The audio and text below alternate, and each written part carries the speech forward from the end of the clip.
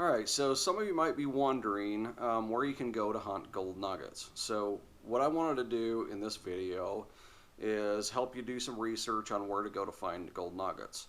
I mean, the number one rule of going and being successful at finding gold nuggets is go somewhere where they've been found before. You don't want to go to the hills and just, search anywhere. You need to narrow down an area that's going to be good. So what we're going to do, we're going to visit some websites in this video, and we're going to go in and look at different areas. I'm going to concentrate in my area, which is Utah or surrounding states, and trying to find an area that might be promising for gold nugget hunting around me. So let's get over to the computer and we'll take a look at the resources that I've got pulled up here. And the first site that I want to take you to is howtofindgoldnuggets.com. This is a great resource just to narrow down areas in your state that might hold gold for either panning or metal detecting. And in this video, we're going to concentrate on metal detecting. So first thing I would do is go down and find your particular state, which my state is Utah. Click on the state, and it's going to bring up some information about historical gold finds in Utah. So if I read down through here, and I've been on it before, so I'm just going to paraphrase. Basically, what it says is that gold in Utah is not a significant. There's not gold of significant size in Utah, which means it's not going to be good for metal detector. So let me kind of back up though first. So one thing we're looking for as a metal detectorist is placer gold. There are two types of gold: placer gold and lode gold. Lode gold is what people mine for, they dig for.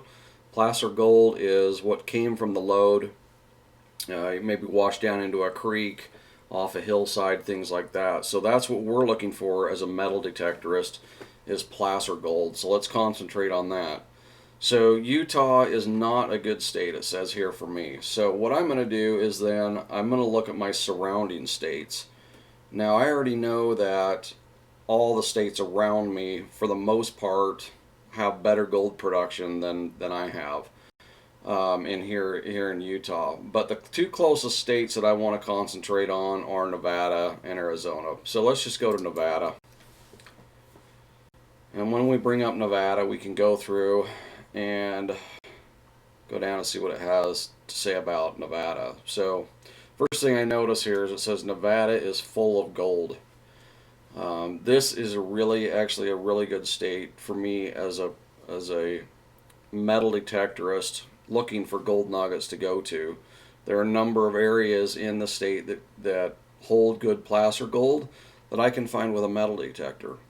So once I've gone there and narrowed it down to a state, the next thing I'm going to want to do is, I think one of the better resources is Amazon.com. So let me get Amazon.com pulled up. We'll look for some books about placer gold in Nevada and see what we can find.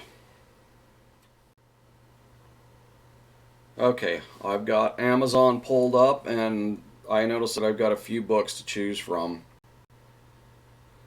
So probably any of these are going to be decent. What they're going to do is they're going to tell you generally where the placer gold deposits are located in the state by county, and then it's going to give you a little bit of history about each area. Could even include some recent gold production numbers. So the book that I actually have is this Placer Gold Deposits of Nevada. I already have that. There's a few other here to choose from. You could look at the reviews and see which one probably is going to give you the best information. But that would be my next suggestion, is to get a book about your state or the state that you want to go to do some gold nugget hunting. So the next thing we're going to do, I'm going to go, once we've found an area in the state, like a county or whatever, then we need to start narrowing it down and find out specifically where in that county holds gold, so that we can go there and have a better chance of finding it. I mean, the rule of thumb is for gold nugget hunting is when you start, you want to go where gold's been found in the past. You know, there's no sense in wandering around the hills and areas that you're not even sure about the geology. You can do that at a later time when you get better at it. You can go out and find new placer deposits and such. But for now, I would start with an area that's known. So what I'm going to do now is I'm going to go to a site called mylandmatters.com, and we can zoom in on that and see where placer deposits are located specifically, and then I'll give you a little more information about that when we get there.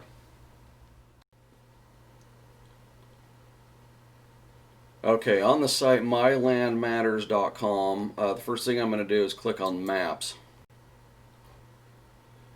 Once I'm on Maps, I'm going to go down and I'm going to hit Mining Claims.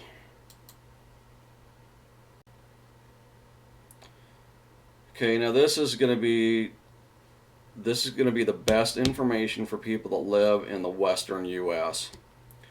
Uh, there are going to be some other resources you can probably use for eastern states, but I'm in the west, so we're going to concentrate on that.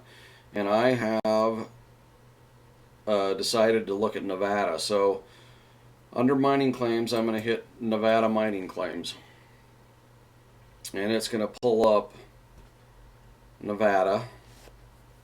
Once we get there, we'll be able to zoom in, and I'll tell you about some different things here too. So um, once I'm here, you'll notice that there's blue squares and orange squares on the map. The blue squares represent lode mines. The orange squares represent placer mines. So if you find an area that's got a lot of placer mining, you probably want to concentrate your efforts on that. Now, the one area that I know about in Nevada is an area called Rye Patch. It's up here in northern Nevada off Interstate 80. It's right down in here somewhere. It's actually that there are a lot of claims in that area, but there's also some public ground that can be hunted. So I could zoom in and take a look at that county. Now this is also very useful if you want to go and see if there's a claim already on it that you can hunt, or maybe record your own claim. This would be an area that you'd want to go. I'm not going to go into great detail on this, but what you can do is you can actually divide this map up by sections so that you could actually go into the recorder's office, find out who owned the claim, or if it was on public land and was open, and you would be able to just go detect on it on your own.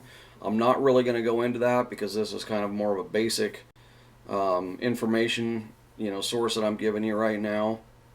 But if you weren't sure and you wanted to do all that research, this is a great place to go. And then you'd have to go to the county recorder's office to find out exactly who owns the claim. But for a beginner, I want to give you some more options. So what I would do is, if I was a beginner, is the next thing I would do is a Google search on gold prospecting clubs in my state or in the area that I wanted to go. So we're going to go there next. Okay, so I've gone to Google and I've done a search, gold prospecting clubs Nevada, and I've got a few things that come up. Right off, I can see that there are some clubs I can join. There's the Gold Searchers of Southern Nevada.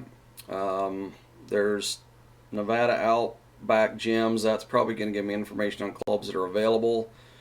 There's the Comstock Gold Prospectors. There's Gold Prospectors Association of America. That's what GPAA stands for. There's a Las Vegas chapter. So, depending on where I wanted to go in the state, I would look at these different clubs. Now, I know that the Comstock one is more in the north. Gold Searchers of Southern Nevada is in the south. So, based on those two things, I could decide which club I want to join.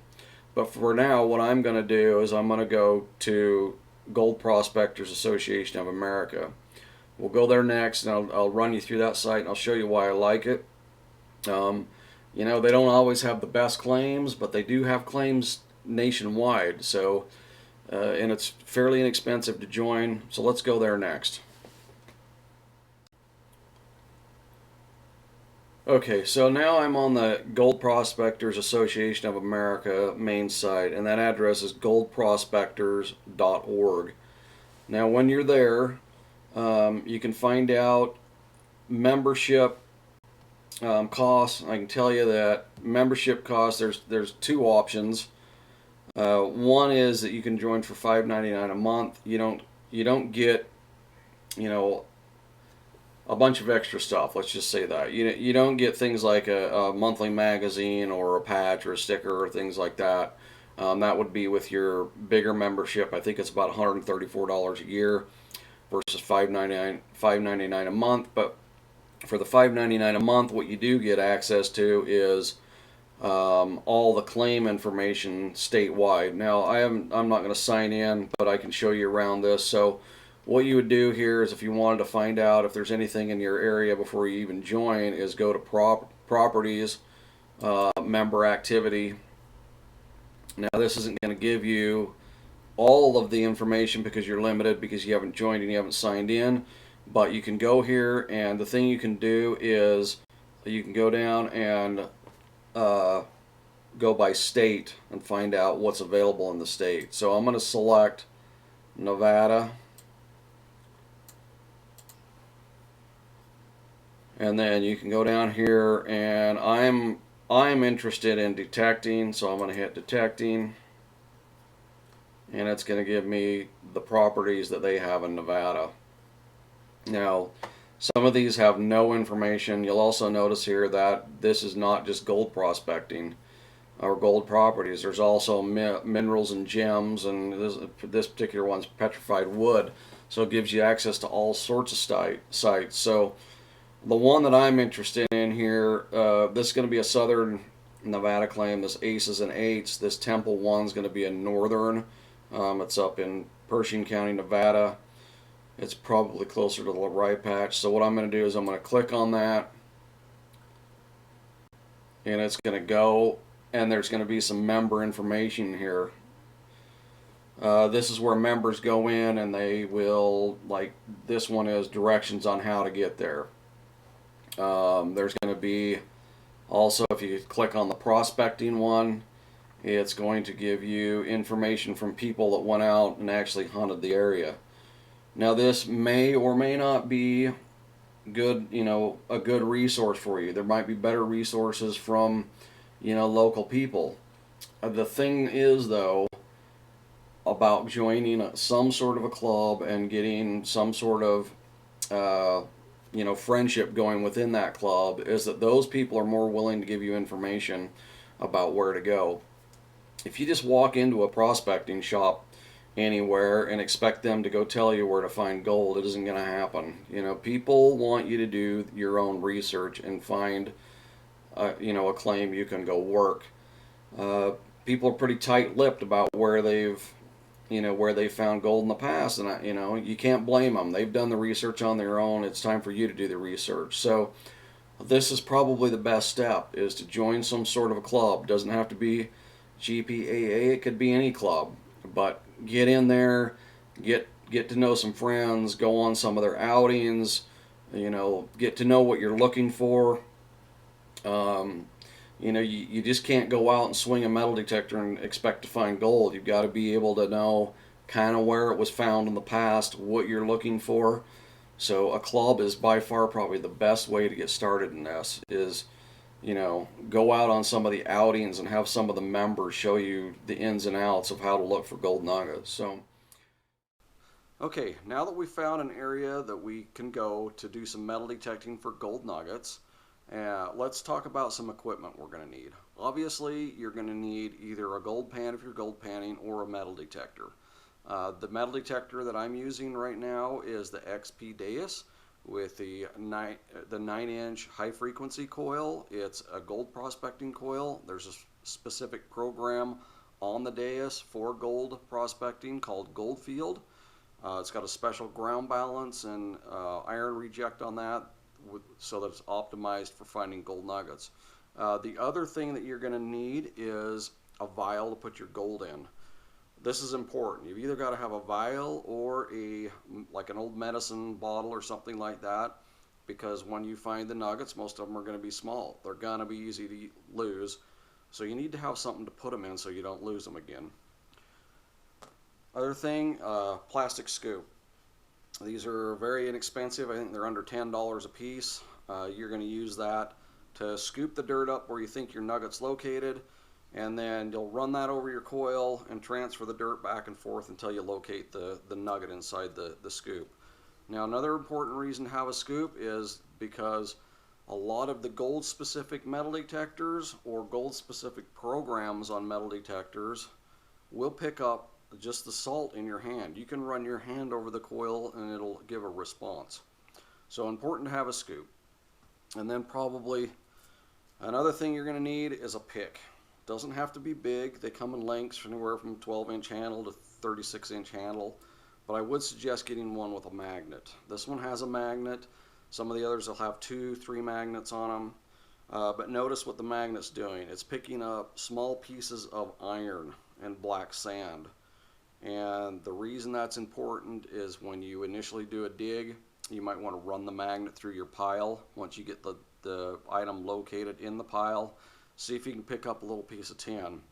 It'll save you a lot of trouble and a lot of time in going back and forth, between your hand and the scoop trying to locate the nugget, and then find out it's just a shard of tin. So I do want to do some follow-up videos where we go out and show how to set up the XP Deus or the ORX so that we can find gold.